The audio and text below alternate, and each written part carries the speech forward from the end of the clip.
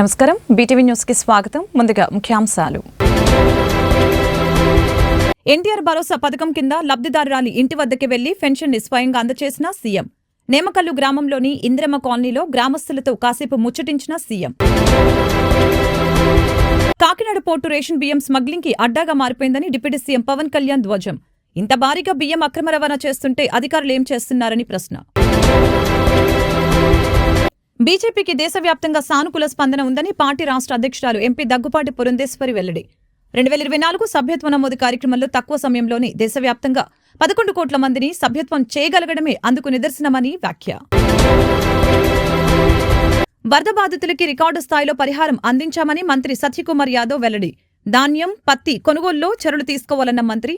మౌలిక సదుపాయాల కల్పన ద్వారా ప్రజలకి ఉద్యోగ ఉపాధి కల్పించాలని సూచన.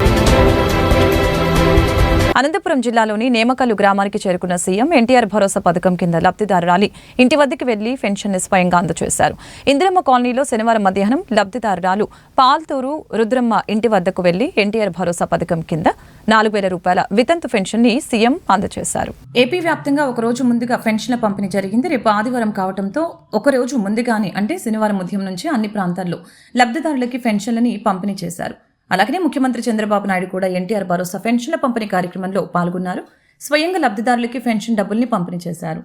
ఎన్టీఆర్ భరోసా పథకం కింద లబ్ధిదారుల వాళ్ళ ఇంటి వద్దకు వెళ్లి పెన్షన్ను స్వయంగా అందజేశారు.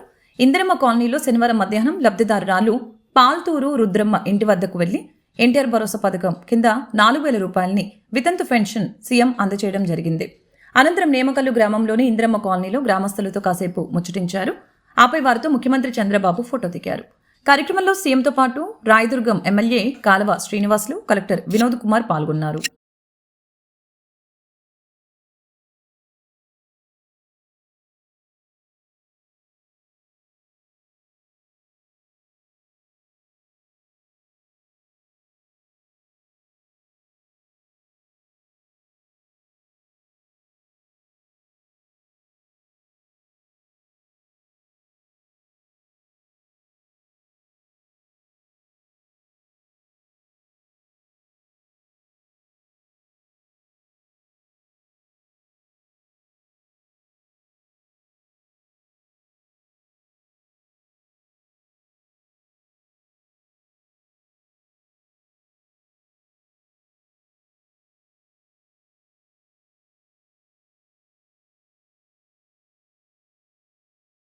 కాకినాడ పోర్టు రేషన్ బియ్యం స్మగ్లింగ్ కి అడ్డాగా మారిపోయిందని ఉప ముఖ్యమంత్రి పవన్ కళ్యాణ్ ధ్వజమెత్తారు.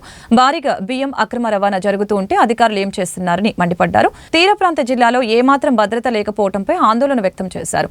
ఇది దేశ భద్రతకి తీవ్ర ముప్పుగా పరిగణిస్తుందని చెప్పారు. పోర్టు నుంచి యథేచ్ఛగా బియ్యం అక్రమ రవాణా జరుగుతున్నప్పుడు భవిష్యత్తులో పేరుడు, మత్తు పదార్థాలు దిగుమతి కావని గ్యారంటీ ఏంటని ప్రశ్నించారు. కాకినాడ అత్యంత ప్రమాదకరమైన పోర్టు అని ప్రధాని, కేంద్ర హోంశాఖకు లేఖ రాస్తానని పేర్కొన్నారు. పోర్టులో తనిఖీలకు వెళ్లాలనుకుంటే 2 నెలలుగా తనను అధికారులు అడ్డుకుంటున్నారని, తానొస్తే 10,000 కుటుంబాలు జీవితాలు అతలాకుతలం అయిపోతాయని చెబుతూ తనకి సహకరించడం లేదని మండిపడ్డారు. సపోజ్ ఇట్లా వెళ్ళిపోయింది, మీరు ఇవన్నీ చెక్ చేయకపోతే ఈ బ్యాగ్స్లో కోకైన్ ఉందని మీకు ఉందో ఎలా చెక్ చేస్తారు? మీకు ఇంకొకళ్ళు ఉంటే అలా కాదు. ఇది మీకు కంప్లీట్గా పబ్లిక్ డిస్ట్రిబ్యూషన్ లైసెన్స్ మీకు అర్థమవుతుంది కదా. మరి మీరు అలా ఈజీగా ఎలా ఒప్పుకుంటారు? మీరు ఆల్రెడీ 6 కాదు, మీరు అందరూ ఇలా కన్వీనియంట్గా మాట్లాడితే ఎట్లా? Truck that passes the checkpost, they are deeming it to be cleared. Very conveniently, they have closed the checkpost in the night. So, ఎప్పుడు వెళ్ళి బీజీ నుంచి you know the consequences. ఎందులో no sir, proceedings ఏంటి collector, you are not responsible. అలా కాదు. you said collector గారు మీకు information ఇచ్చాను. ఏ బేసిస్లో ఇచ్చారు కలెక్టర్? ఇప్పుడు ఏ డేట్ ఇచ్చారు చెప్పండి నాకు. నోట్ చేయి. ఎప్పుడు ఇచ్చారు? no you have to be very specific. You are the official here, is the in charge. Don't be vague. When exactly had he told you to clear all this? Sir స్పెసిఫిక్గా దీనికి every week check post కి duty వేస్తున్నారు sir. ఆ check post duty మనకు పంపుతున్నారు sir. ఆ check post clear అయిందంటే clear అయినట్టు సార్. మా డ్యూటీ ఆ చెక్ పోస్ట్ క్లియర్ అయిన తర్వాత ఇక్కడ గేట్ దగ్గర అది చూసుకుంటున్నాం సార్. దాటిన తర్వాత సో అది ఎప్పుడైతే ఆ లోపలికి చెక్ పోస్ట్ దాటి వచ్చినా వాటి వరకు అలౌ చేస్తాం సార్. ఇప్పుడు ఇష్యూ వచ్చిన తర్వాత సార్ని అడిగితే అలా కాదు. ఇప్పుడు మీరు దీంట్లో మీకు ఇది ఉంది, దీని నుంచి ఏమైనా జరగచ్చు కదా. హౌకమ్ పోలీస్ అన్నాడు దీన్ని ఇంకా రిలీజ్ చేయలేదు సార్. డిఎస్పీ గారు ఉన్నారా? Are you part of this? Does it come under purview? Does it come under your purview? That's okay, you can be there. No, does it come under your purview? Then how come under your purview, how come it is happening? Minister, Honorable Minister is saying that like it's been going on, smuggling is going on. How come it didn't come under your purview? How come? Why, sir? Okay, మీరు cases register చేశారు, మళ్ళీ ఎట్లా వెళ్తున్నాయి? కాదు, మీరు బాధ్యత వహిస్తా, మీరు ఎలా వదిలేస్తారు ఇవన్నీ? ఇది ఒక నెక్సెస్ అనుకుంటారు కదా, మీరు కూడా వదిలేస్తే. ఇది ఏ కంపెనీ మీద స్టార్ట్ చేశారు? ఇది లవాన్ పేరు మీద చేస్తారు. లవాన్ okay. Who is Agarwal? Who is Agarwal?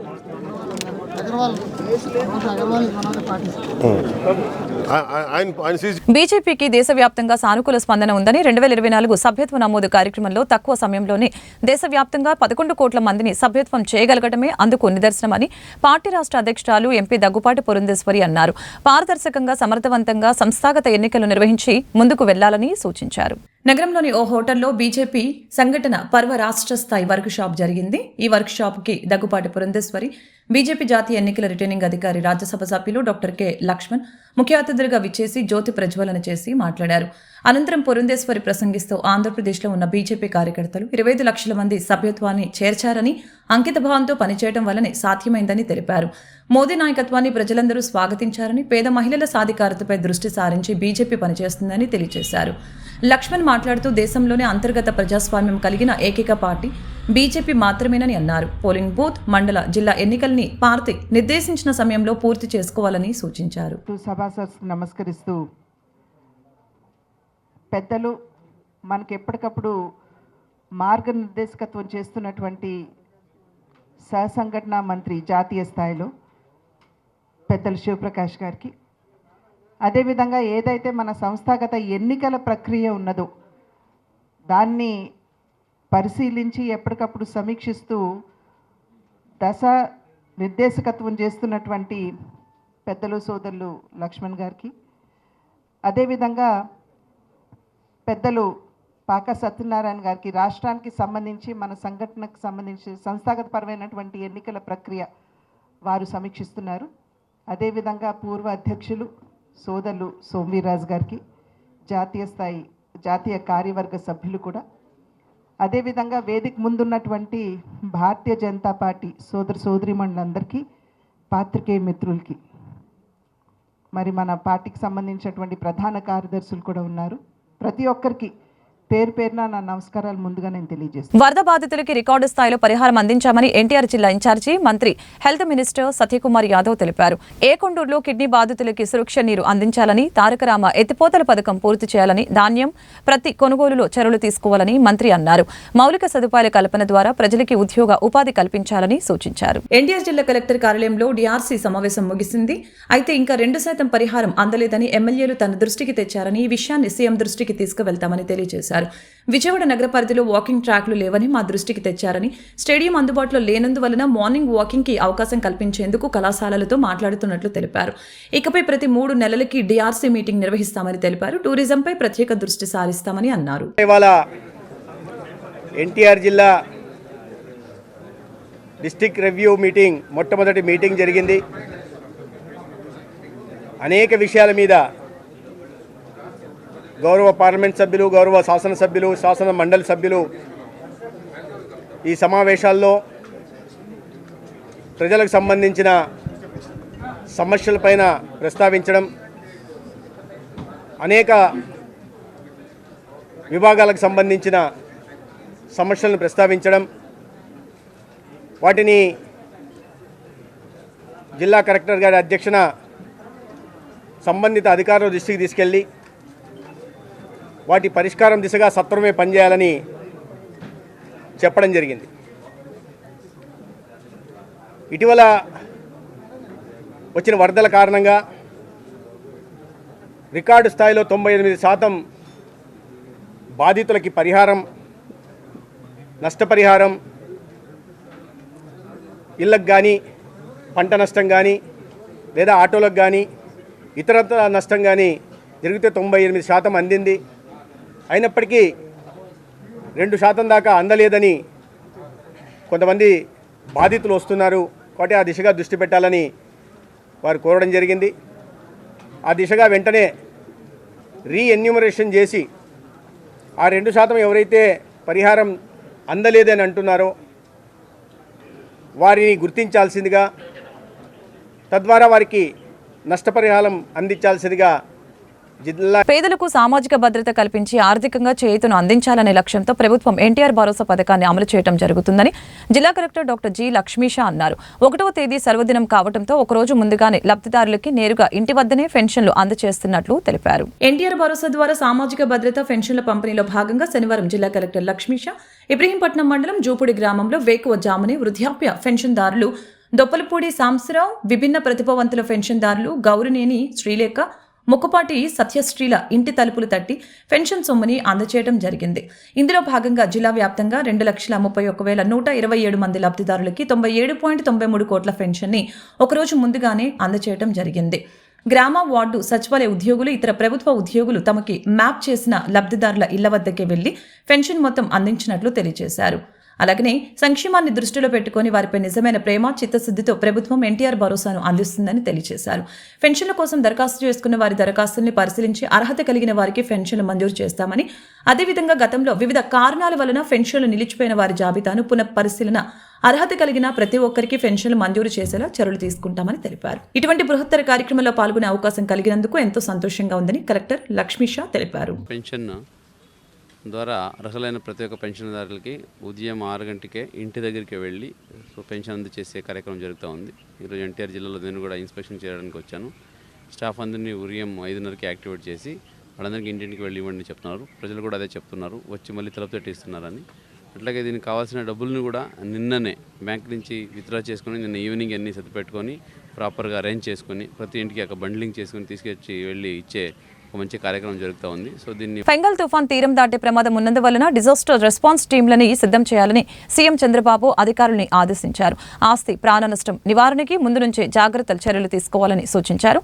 సహాయ చర్యలు, పునరావాస కార్యక్రమాలు సమాయత్తం కావాలని జిల్లా కలెక్టర్లకి సీఎం చంద్రబాబు దిశానిర్దేశం చేశారు.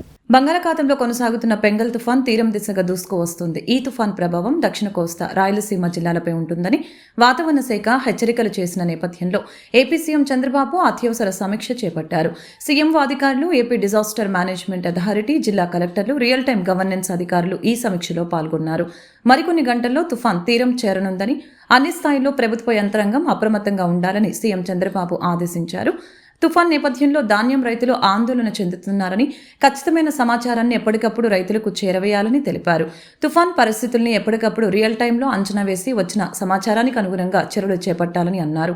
రియల్ టైం గవర్నెన్స్ ద్వారా నిరంతరం పర్యవేక్షణ కొనసాగించాలని, ఎప్పటికప్పుడు ప్రజల్ని అప్రమత్తం చేయాలని చంద్రబాబు ఆదేశించారు. అన్ని స్థాయిలో వాట్సాప్ గ్రూపులు ఏర్పాటు చేసుకుని పూర్తి సమన్వయంతో పనిచేయాలని అధికారులకి సూచించారు. మైలవరం నియోజకవర్గంలో 37,744 మందికి డిసెంబర్ మాసంలో 15,98,31,000 రూపాయల పెన్షన్ సొమ్ము పంపిణీ చేస్తున్నట్లు మైలవరం శాసనసభ్యులు వసంత వెంకట కృష్ణ ప్రసాద్ పేర్కొన్నారు. ప్రతి నెల టంచనగా 1వ తేదీన తెల్లవారుజామునే తలుపు తట్టి పేదల ఇళ్లకే నేరుగా పింఛన్ల సొమ్ము అందజేస్తున్నట్లు తెలిపారు. ఇబ్రహీంపట్నం మండలం గుంటుపల్లి గ్రామంలో ఎన్టీఆర్ భరోసా పింఛన్ సొమ్ముని మైలవరం శాసనసభ్యులు వసంత వెంకట కృష్ణ ప్రసాద్ శనివారం లబ్ధిదారులకు అందజేశారు. ఈ సందర్భంగా శాసనసభ్యులు కృష్ణప్రసాద్ మాట్లాడుతూ ఎన్డీఏ మహాకూటమి ప్రభుత్వం ఇచ్చిన హామీలను నెరవేరుస్తుందని తెలిపారు. ముఖ్యమంత్రి నారా చంద్రబాబు నాయుడు అభివృద్ధితో పాటు పేదల సంక్షేమంపై ప్రత్యేక దృష్టి పెట్టారని తెలిపారు. ఒకవేళ 1వ తేదీ ఆదివారం అయితే ఒకరోజు ముందుగానే పింఛన్లు పంపిణీ చేస్తున్నట్లు వెల్లడించారు. పింఛన్ లబ్ధిదారులతో మాట్లాడి వారికి సొమ్మును అందజేసి భరోసా కల్పించారు. ఈ సొమ్మును సద్వినియోగం చేసుకోవాలని వారికి సూచించారు. ఎన్డీఏ మహాకూటమి నాయకులు తదితరులు కార్యక్రమంలో పాల్గొన్నారు. ఈ దేశంలో ప్రభుత్వ రంగ సంస్థలని నరేంద్ర మోదీ ప్రైవేటీకరణ చేస్తూ ఆదాని వ్యవస్థలకి కట్టపెడుతున్నారని, బంగారు బాటలు వేసి పేదల కడుపు కొడుతున్నారని కాంగ్రెస్ నేతలు అన్నారు. ఆదాని స్కామ్పై అమెరికా FBI వివరణ ఇచ్చిన తర్వాత కూడా ఈ దేశంలో ఐటీ కానీ, ఈడీ కానీ ఎలాంటి ప్రభుత్వ సంస్థలు ఆదానిపై చర్యలు తీసుకోకపోవడం, అతని ఆర్డర్స్ ని చేయకుండా మోడీ వారికి కంచుకోటలాగా రక్షణ కల్పిస్తున్నారని తెలిపారు. వారిని వెంటనే అరెస్టు చేయాలని డిమాండ్ చేశారు. లేదంటే దేశవ్యాప్తంగా యువజన కాంగ్రెస్ నిరసనలకి ధర్నాలు చేయడానికి వెనకడు వేయదని చెప్పారు.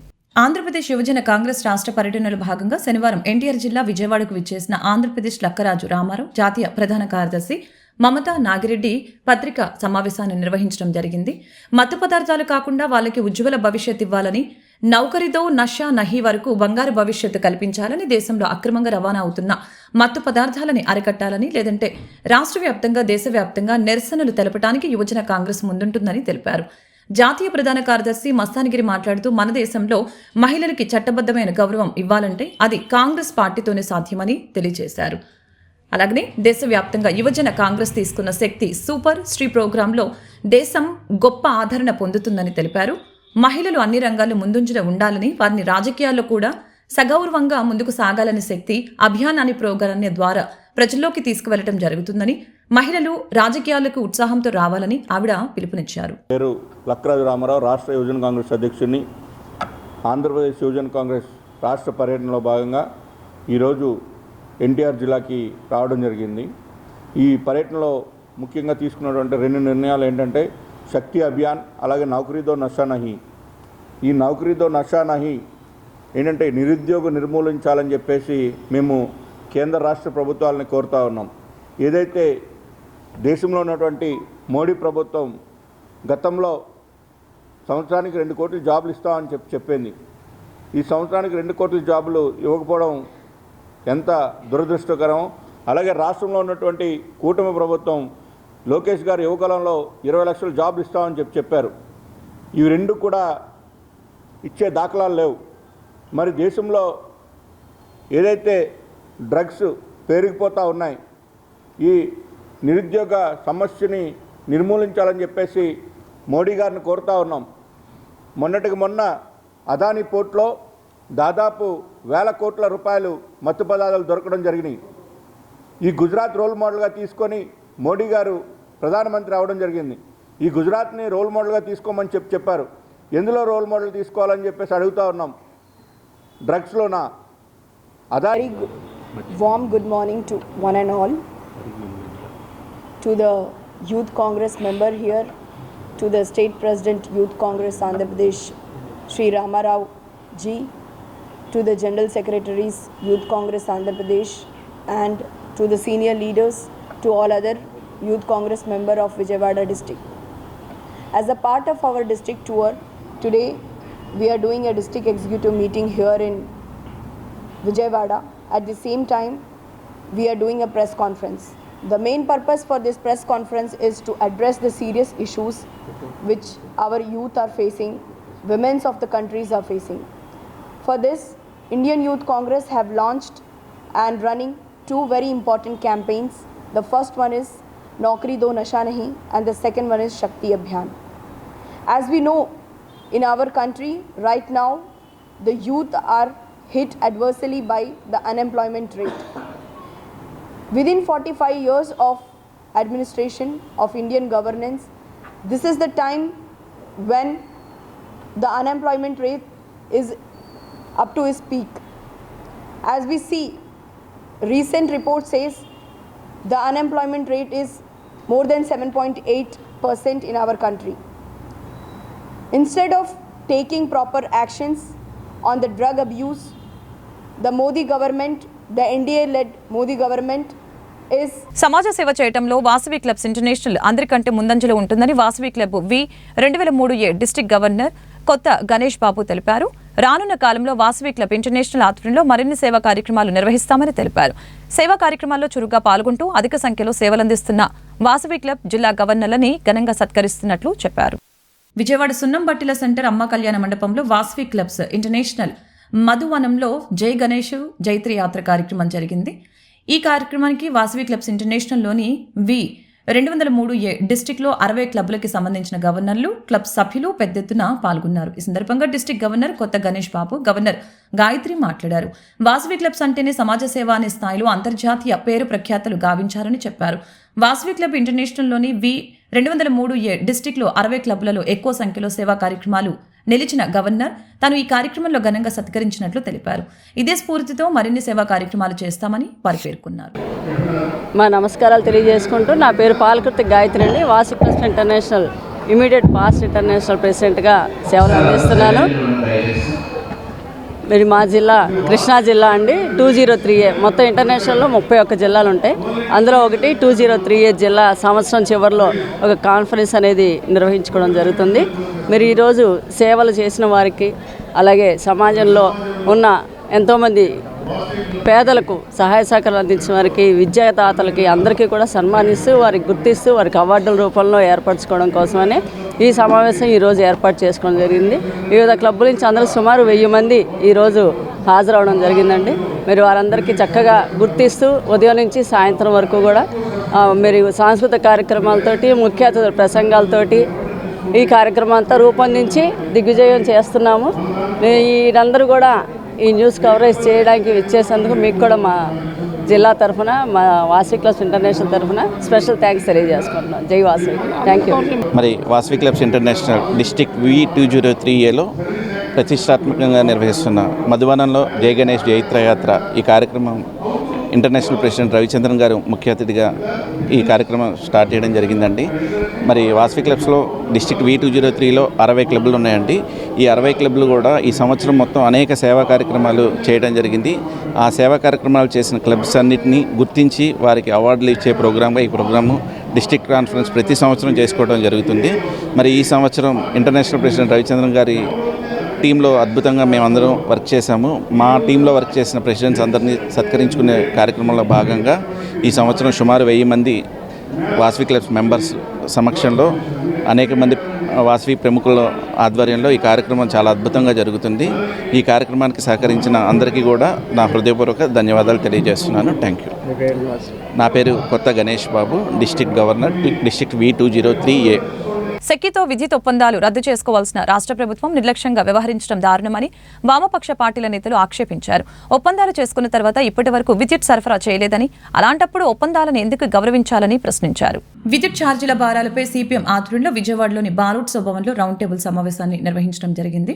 సిపిఎం రాష్ట్ర కమిటీ సభ్యులు దోనెపూడి కాశీనాథ్ అధ్యక్షతన జరిగిన ఈ సమావేశంలో ఆదాని ముడుపుల కేసుపై ప్రజాశక్తి ప్రచురించిన అవినీతి కిలాడీలు రక్షణలో పాలకులు అనే ప్రత్యేక సంచికను సిపిఐ రాష్ట్ర కార్యదర్శి శ్రీనివాసరావు, సిపిఐ రాష్ట్ర కార్యదర్శి రామకృష్ణ విడుదల చేశారు. సెక్కితో ఒప్పందాలు రద్దు చేసుకుని ప్రజలపై వేస్తున్న భారాలను ఉపసంహరించుకోవాలని డిమాండ్ చేశారు. రామకృష్ణ మాట్లాడుతూ చరిత్రలో ఎన్నడూ లేని విధంగా విద్యుత్ ఛార్జీలు ప్రజలపై మోపుతున్నారని మండిపడ్డారు. ఎన్నికల సమయంలో విద్యుత్ ఛార్జీలు తగ్గిస్తామని చెప్పిన సీఎం చంద్రబాబు ఇప్పుడు విస్మరించడం దుర్మార్గమని అన్నారు. ప్రభుత్వం స్పందించని పక్షంలో రాష్ట్ర వ్యాప్తంగా ఉద్యమం చేపడతామని స్పష్టం చేశారు.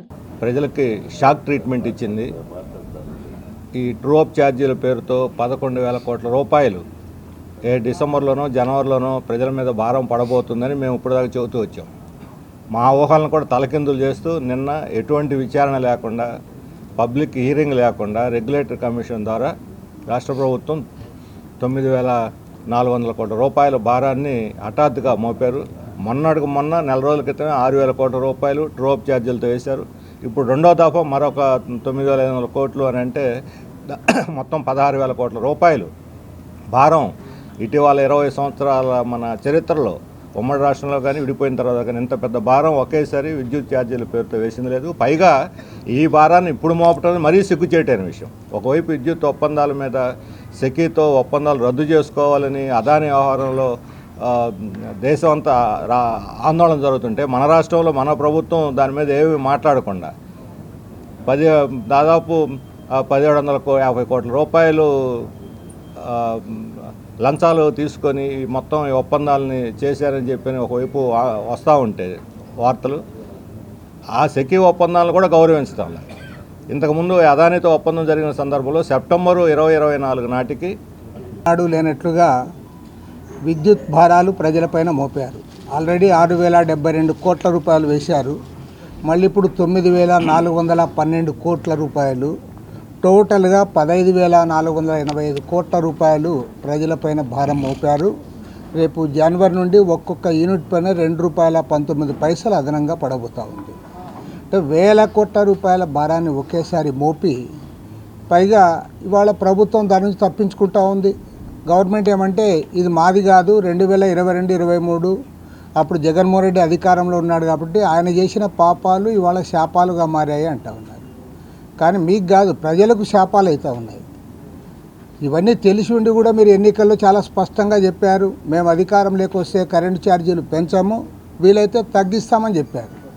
మరి ఇవాళ తగ్గించాల్సింది పోయి మీరు పదే పదే భారాలు మోపుతూ అది కూడా మోయలేనంత భారం మోపితే ఇది ఖచ్చితంగా కూడా ప్రజలు హర్షించరు. రాష్ట్ర వ్యాప్తంగా 26 జిల్లాల్లో కూడా ప్రజలను సమీకరించి పెద్ద ఎత్తున పోరాటానికి వామపక్ష పార్టీలుగా మేమందరం కూడా సిద్ధమవుతూ ఉన్నాం. తర్వాత రెండవది, ఇవాళ మన భారతదేశంలోనే కాదు ఢిల్లీలో పార్లమెంట్లో ఇదే అంశం వస్తూ ఉంది. ఈరోజు సెకీతో ఏదైతే ఒప్పందం చేసుకున్నారో దాని ద్వారా 1750 కోట్ల రూపాయల లంచాలు తిన్నారని చెప్పి టోటల్గా 4 రాష్ట్రాలు 2100 కోట్ల రూపాయల లంచాలు తిన్న దానిపై. వార్తలు ముగించే ముందు ముఖ్యాంశాలు మరొకసారి. ఎన్టీఆర్ భరోసా పథకం కింద లబ్ధిదారురాలి ఇంటి వద్దకి వెళ్లి పెన్షన్ ని స్వయంగా అందజేసిన సీఎం. నేమకల్లు గ్రామంలోని ఇందిరమ్మ కాలనీలో గ్రామస్తులతో కాసేపు ముచ్చటించిన సీఎం. కాకినాడ పోర్టు రేషన్ బియ్యం స్మగ్లింగ్ కి అడ్డాగా మారిపోయిందని డిప్యూటీ సీఎం పవన్ కళ్యాణ్ ధ్వజం. ఇంత భారీగా బియ్యం అక్రమ రవాణా చేస్తుంటే అధికారులు ఏం చేస్తున్నారని ప్రశ్న. బీజేపీకి దేశవ్యాప్తంగా సానుకూల స్పందన ఉందని పార్టీ రాష్ట్ర అధ్యక్షురాలు ఎంపీ దగ్గుపాటి పురంధేశ్వరి వెల్లడి. 2024 సభ్యత్వ నమోదు కార్యక్రమంలో తక్కువ సమయంలోనే దేశవ్యాప్తంగా 11 కోట్ల మందిని సభ్యత్వం చేయగలగడమే అందుకు నిదర్శనమని వ్యాఖ్య. వరద బాధితులకి రికార్డు స్థాయిలో పరిహారం అందించామని మంత్రి సత్యకుమార్ యాదవ్ వెల్లడి. ధాన్యం, పత్తి కొనుగోలులో చర్యలు తీసుకోవాలన్న మంత్రి. మౌలిక సదుపాయాల కల్పన ద్వారా ప్రజలకి ఉద్యోగ ఉపాధి కల్పించాలని సూచన. ఈ వార్తలు ఇంతటితో సమాప్తం. మరొక బులెటిన్ మళ్ళీ కలుద్దాం. నమస్కారం.